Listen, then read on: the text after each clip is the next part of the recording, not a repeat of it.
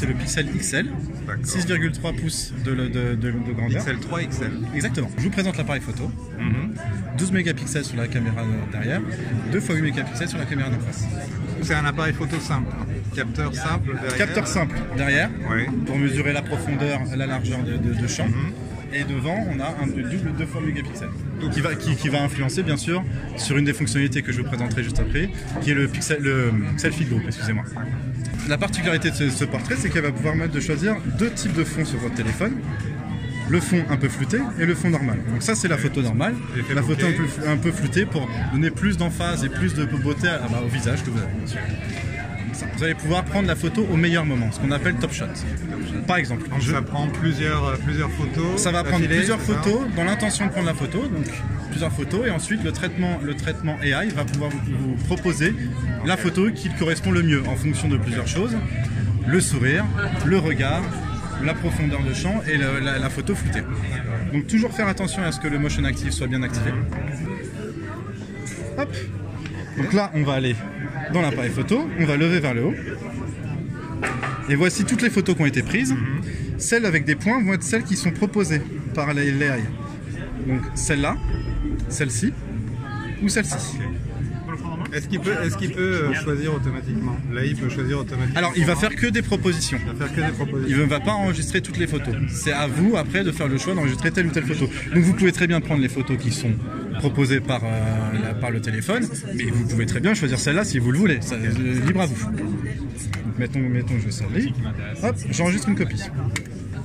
Voilà. Et la photo est ensuite accessible sur Google Photos avec une capacité infinie de stockage. Et si je vous montrais par exemple, je sais pas moi, le Photo Boost, tiens.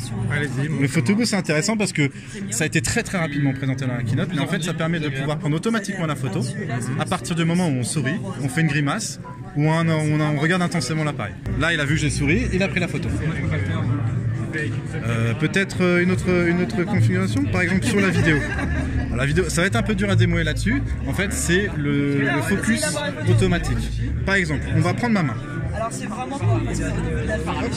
Je vais appuyer sur la main et après je vais tourner le téléphone dans tous les sens, bouger la main et le zoom. Attendez, peut-être que j'appuie sur filmer, excusez-moi. Hop, je vais appuyer sur filmer, ensuite je vais bouger la main et le focus sera toujours sur la main en fait. C'est-à-dire que la caméra va suivre le mouvement de la main. Alors, le super zoom se fait sur une photo par exemple. Donc on va retourner dans la galerie. On va prendre, allez, on va les zoomer sur mes petites pattes de doigts par exemple. Le zoom en fait permet de pouvoir zoomer en haute définition par un traitement AI comme vous avez pu le voir dans la keynote et qui permet justement de pouvoir une bonne définition et pas une distorsion de la photo quand on zoome dessus. Malheureusement, c'est un traitement IA qui permet de zoomer à... Voilà, c'est un traitement IA en temps réel en fait. C'est-à-dire que si je zoome là et là, en fait, le traitement va être différent. C'est en fonction de l'intention. Il faut être connecté pour bénéficier de ce traitement. Alors non, le traitement se fait intégré dans le téléphone. Il faut être connecté au réseau pour pouvoir télécharger la photo automatiquement sur Google Cloud, sur Google Photos, via Google Cloud. Sauf si on vient de l'apprendre. Comment? Sauf si on vient de... Oui, voilà, si on vient de l'apprendre, bien sûr. Playground, c'est les AR stickers que vous a présenté ma collègue tout à l'heure. Enfin, ma collègue tout à l'heure. En gros, par exemple, elle va pouvoir permettre de pouvoir mettre en œuvre plusieurs catégories de Playmoji, c'est comme ça qu'on les appelle. Donc vous avez Avengers, vous avez Stranger Things, vous allez en avoir plein, Star Wars par exemple. Moi, il y en a un que j'aime bien, c'est celui sur le weather. Hop.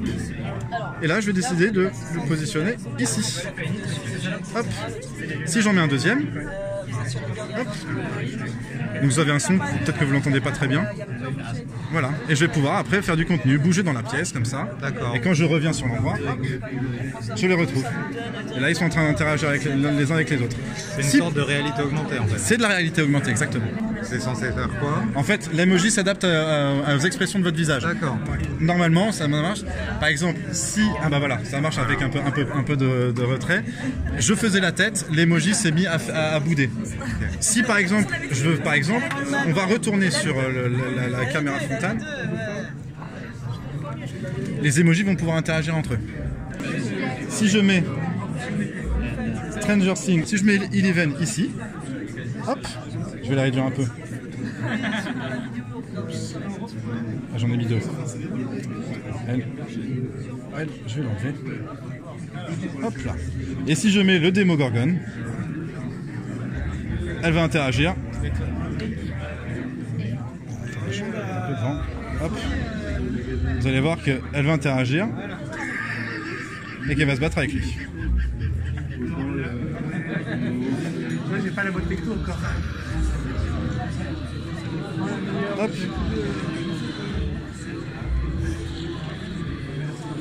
Hop. Et elle le détruit. Après, au niveau de l'assistant, si vous le cumulez avec le Pixel Stand, vous allez pouvoir programmer des réveils interactifs. Le réveil était programmé à 9h15. Donc progressivement, depuis 9h jusqu'à 9h15, la lumière va devenir de plus en plus brillante, de plus en plus solaire. Et du coup, à 9h15, hop, Beige sur fond blanc. le réveil se met en place. Et donc du coup après, bon, bah, voilà, je peux choisir de smooth un petit peu. C'est une sorte de petit coding, une petite programmation pour faire C'est une petite programmation, scénario. voilà, pour faire un scénario et pour aider l'utilisateur à se réveiller plus simplement. Alors la batterie extraordinaire, elle est assez extraordinaire dans le sens où elle se charge très très vite. Ouais. Et avec le Pixel Stand. Avec le Pixel Stand et principalement avec le chargeur qui est fourni dans la boîte de l'appareil, logiquement. Avec le chargeur fourni dans la boîte de l'appareil, en 15 minutes, vous pouvez avoir accès à 7 heures d'autonomie. 7 heures d'autonomie. Voilà. Avec une charge qui peut durer, quand elle est pleine, jusqu'à 48 heures. Pourquoi elle est intelligente cette batterie? Elle va étudier l'AI qui est à l'intérieur du produit, va étudier vos usages d'application et du coup la batterie va s'adapter à vos usages. Par exemple, quand vous arriverez à 20% ou à 15%, elle va analyser les usages que vous avez fait de cette batterie et donc du coup elle va favoriser les applications que vous avez le plus utilisées.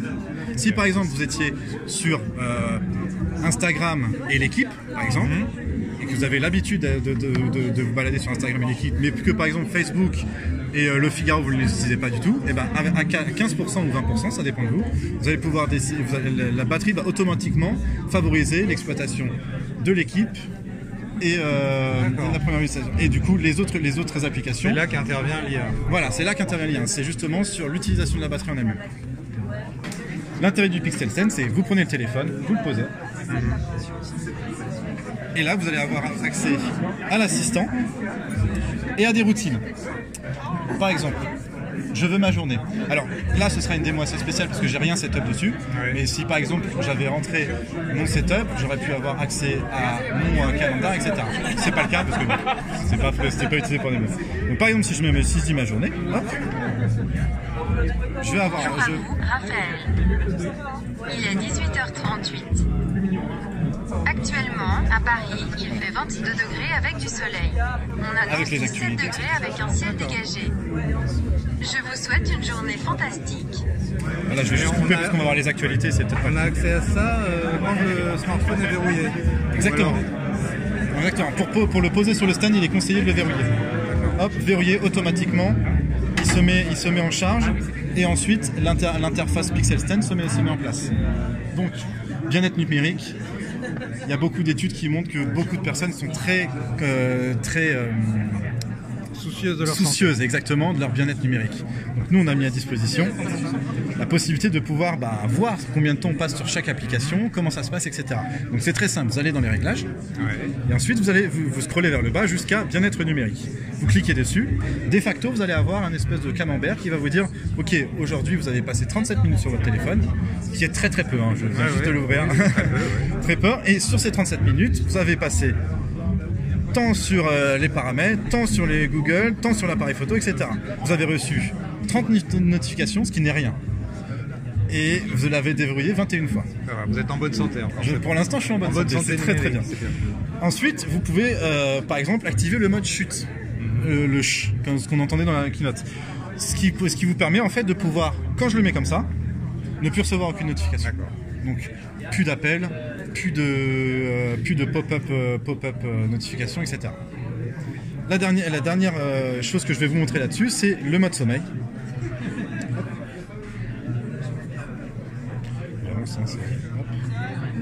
Ce qui vous permet en fait de définir une heure. À partir de cette heure-là, le téléphone se verrouille et il passe en phase grisée, c'est-à-dire que du coup il n'est plus agressif pour les yeux. Et ce qui favorise, en fait, il absorbe la lumière bleue, ce qui favorise le sommeil. Ouais, ça coupe la lumière. Exactement. Donc du coup j'ai décidé de le mettre en nuance grise et de ne pas me déranger. Donc c'est comme si je le mettais en mode chute. Je vais décider de le mettre en début à du coup 18h et du coup 42 pour essayer de l'avoir le plus vite possible.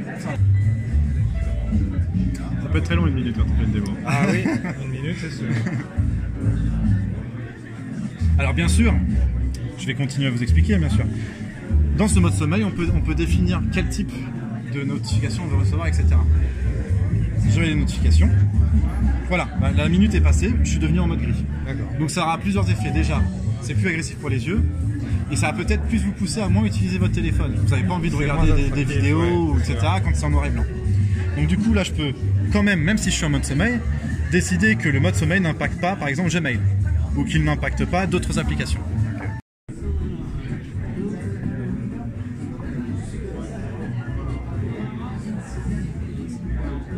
Est-ce que vous voulez prendre des photos? Ils ont les mêmes caractéristiques, les deux?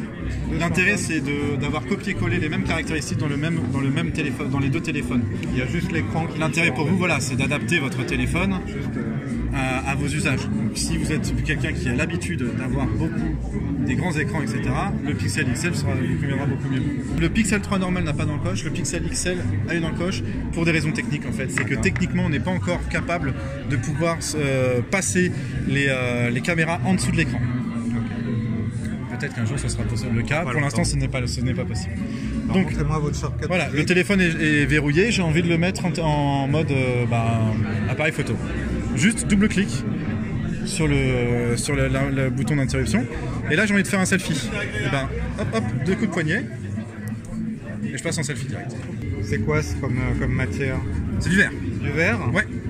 Alors c'est du verre, en fait, c'est une seule couche de verre, travaillée de deux façons. La garder la plus lisse possible et un peu poncée pour avoir cette prise un peu silk sur l'effet de soie. C'est du verre et sur les côtés c'est de l'alu, c'est ça? C'est un cadre en aluminium? Alors c'est un cadre en aluminium avec un verre Gorilla Glass 5.